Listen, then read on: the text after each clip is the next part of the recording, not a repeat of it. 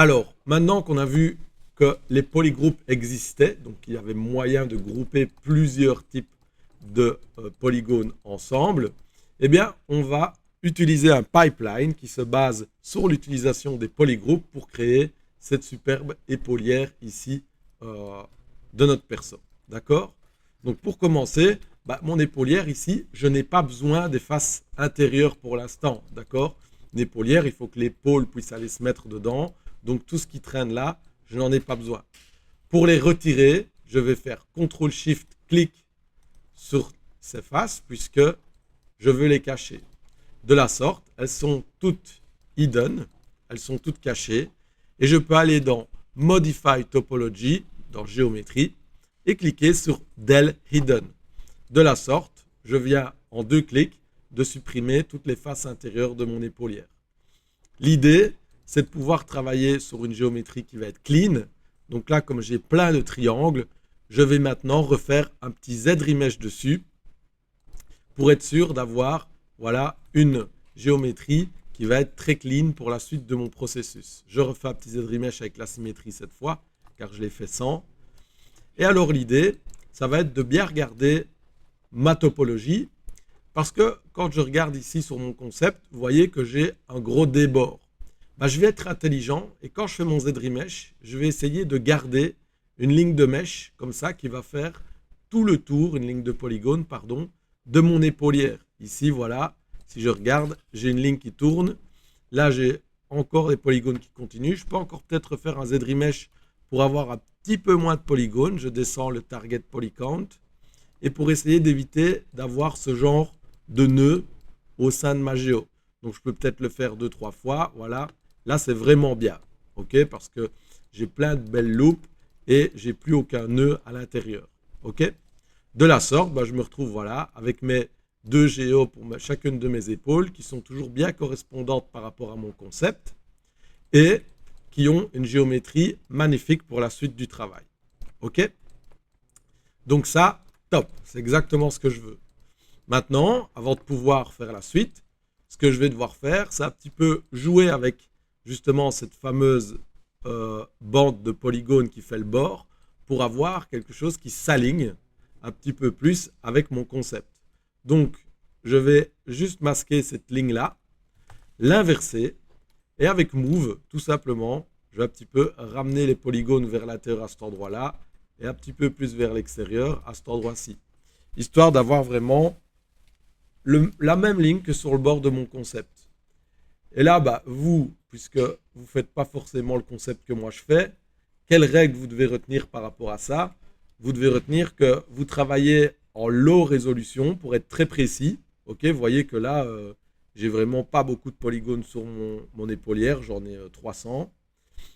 Et le fait de travailler low comme cela va me permettre vraiment de pouvoir placer les lignes du bord que je vais avoir sur mon épaulière très précisément. Si je veux un bord qui revient très fort vers l'intérieur, je peux le faire en un clic, d'accord? Voilà, le bord extérieur est pas trop mal. Et ici devant, ce que je vais faire, c'est que je vais lier les 2 polygones qui sont ici. Alors pour ce faire, je vais vous montrer un nouvel outil qu'on utilisera souvent quand on est un petit peu en train de gérer de la géométrie comme ça, sur laquelle il n'y a pas beaucoup de polygones. Et on va le faire souvent ça, si on veut travailler proprement. Ok? Et cet outil, c'est dans les brushes le Z-Modeler. Le Z-Modeler, concrètement, c'est un outil qui me permet de faire plein de manipulations directement sur des polygones comme ici et de travailler un petit peu comme en box modeling, comme je le ferais dans Blender ou dans Maya, quand je ne suis pas en mode sculpture organique. Donc, c'est-à-dire, quand je me mets sur une face, j'appuie sur espace et j'ai plein d'options qui me sont proposées par rapport à cette face. Par exemple, je peux faire un extrude single poly sur celui-là. Et là, hop, je viens de faire en réalité un extrude sur mon épaulière. Donc ça, super pratique. Si je me mets sur un sommet, je rappuie et là, j'ai d'autres options. Par exemple, nous, on va utiliser le stitch qui va nous permettre de coudre 2 sommets ensemble. Donc, je vais venir me mettre ici. Je suis bien dessus, ça me propose un stitch, je l'ai sélectionné, c'est nickel. Je clique sur le premier, sur le deuxième, boum, c'est stitché. Et là, premier, deuxième, boum, c'est stitché. Et là, maintenant, c'est beaucoup plus propre en termes de géométrie pour que je puisse continuer mon travail. Et je vais faire pareil derrière, hop, et hop, c'est stitché aussi. Comme ça, voilà, on a deux beaux angles pour faire notre petit bord là, au niveau de notre épaulière. Je vais faire pareil pour les angles extérieurs, derrière et devant. Voilà, et là, nickel. On a tout ce qu'il nous faut pour faire vraiment un super bord. Je vous ai montré qu'on pouvait extrude un polygone. Donc si je me mets sur une face, je suis toujours en mode extrude, bien sûr. Hein, je pourrais tous les extruder comme ceci. Mais vous voyez que pour l'instant, ce qui se passe, c'est qu'ils sont extrudés tous de manière séparée. OK? Donc l'idée, ça va être de se dire, bah, moi ce que j'aimerais bien, c'est qu'ils soient plusieurs à s'extruder. Eh bien, je suis toujours en mode extrude quand je suis sur une face, mais dans Target, plutôt que de me mettre en single poly, bien je vais chercher une option qui va me permettre de le faire pour le loop, puisqu'ici j'ai un loop de polygone. Et tiens, ça tombe bien, j'ai une option polyloop. OK? Et là, quand je me mets sur polyloop, tiens, c'est génial, il me sort tous les polygones du bord de mon épaulière. OK? Donc, là, je viens de faire le bord de l'épaulière en quelque sorte. Mais, je l'ai fait exprès. Vous vous souvenez que quand on l'a fait, il n'y avait pas d'épaisseur sur notre épaulière. Et comme on fait ça sur une épaulière sans épaisseur, et ben le soft, il est en train de nous fermer, si vous voulez, le dessous de notre épaulière comme ceci. Sauf que ça, bah, nous, ça nous plaît pas trop, c'est pas très propre d'avoir ça. Donc ce serait peut-être plus judicieux, avant d'extruder juste une face sans épaisseur, de lui mettre une petite épaisseur et d'avoir un bon petit contrôle dessus. Donc avant d'extruder, ce qu'on va faire, c'est qu'on va faire un edge loop, panel loop. Souvenez-vous bien de ce combo, ça va tout le temps ensemble. Option edge loop, et dans edge loop, on a panel loop. Et panel loop, c'est simplement un mot que les développeurs de ZBrush ont utilisé qui veut seulement dire ajouter de l'épaisseur. Point. C'est juste qu'eux, ils ont appelé ça panel loop. Et dans le panel loop, on a premier onglet thickness, ça va être l'épaisseur de la surface qu'on a envie d'ajouter. Polish, il va faire un polish automatique, on n'en veut pas, on le met à 0. Bevel, il va faire un bevel automatique, on n'en veut pas, on le met à 0. Élévation, ça va être, tiens, est-ce que je mets l'épaisseur vers le dessus ou vers le dessous? Si je suis à plus 100, ça va être en positif, ça va être vers le dessus. Si c'est en moins 100, par exemple, ça va être vers le dessous. Si c'est à 0, ça va être 50 vers le dessus, 50 vers le dessous. Nous, dans ce cas-ci, on va aller en moins 100, puisque quand j'ai fait mon blocking, je me suis basé sur la shape de l'épaulière telle qu'elle était à l'extérieur. Du coup, je vais en moins 100, comme ça, je vais mettre de l'épaisseur vers l'intérieur. Et une dernière chose, les loops, ça va être le nombre de subdivisions qu'il va y avoir sur mon épaisseur. Je vais en mettre 0 et je clique sur Panel Loop pour que vous voyez. Donc là, voilà, il m'a mis une épaisseur. Dans ce cas-ci, c'est un peu fin. D'accord qu'une épaulière qui est aussi fine, c'est pas très cool. Surtout que nous, on est un peu dans un style stylisé. Et en stylisé, on va avoir tendance à un petit peu exagérer les épaisseurs. Donc on augmente la thickness. Et là, vous voyez que plus je l'augmente, si je fais des CTRL Z à chaque fois et que je reviens pour augmenter, vous voyez que je peux vraiment partir sur des très grosses épaisseurs. Pourquoi c'est cool de travailler comme ça? Bon, on va être beaucoup plus clean qu'avec un extract directement. Et regardez, il m'a fait des polygroupes automatiques pour les faces intérieures et les bords que je viens de créer. Donc c'est super cool pour continuer à travailler proprement. Dans ce cas-ci, là, c'est un peu trop épais. Je vais refaire un panel loop un petit peu plus fin, voilà, dans ces eaux-là. Je pourrais toujours un petit peu l'augmenter après si j'ai envie. Et maintenant, je peux faire mon extrude. D'accord? Voilà. De la sorte, c'est bien plus propre. On a bien la surface intérieure qui est toujours toute clean et notre surface extérieure avec nos deux beaux bords comme sur notre épaulière ici sur notre concept. OK? Alors, vous voyez qu'en faisant l'extrude, il m'a refait des nouveaux polygroupes pour la ligne extérieure ici et la ligne intérieure. Moi, je suis un peu picky. J'ai envie que mon épaulière, elle soit ultra clean. Et là, vous voyez que y a un peu des lignes qui ne sont pas ultra droites et c'est pas encore ultra clean. Pour rendre ça ultra clean, je pourrais y aller à la main avec la broche Move et ajuster petit à petit chacune des parties. Ok? Seulement, ça va me prendre longtemps et ce n'est pas vraiment très efficace. Pour être efficace, ce que je vais faire, c'est que je vais aller utiliser mes polygroups et une option qui s'appelle Polish by Polygroup. Ok?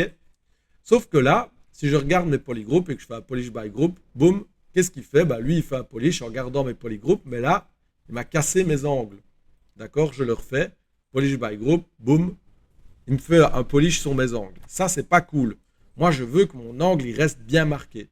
Du coup, ça veut dire qu'il me faut des polygroupes différents ici pour les bords et avoir l'angle qui se marque.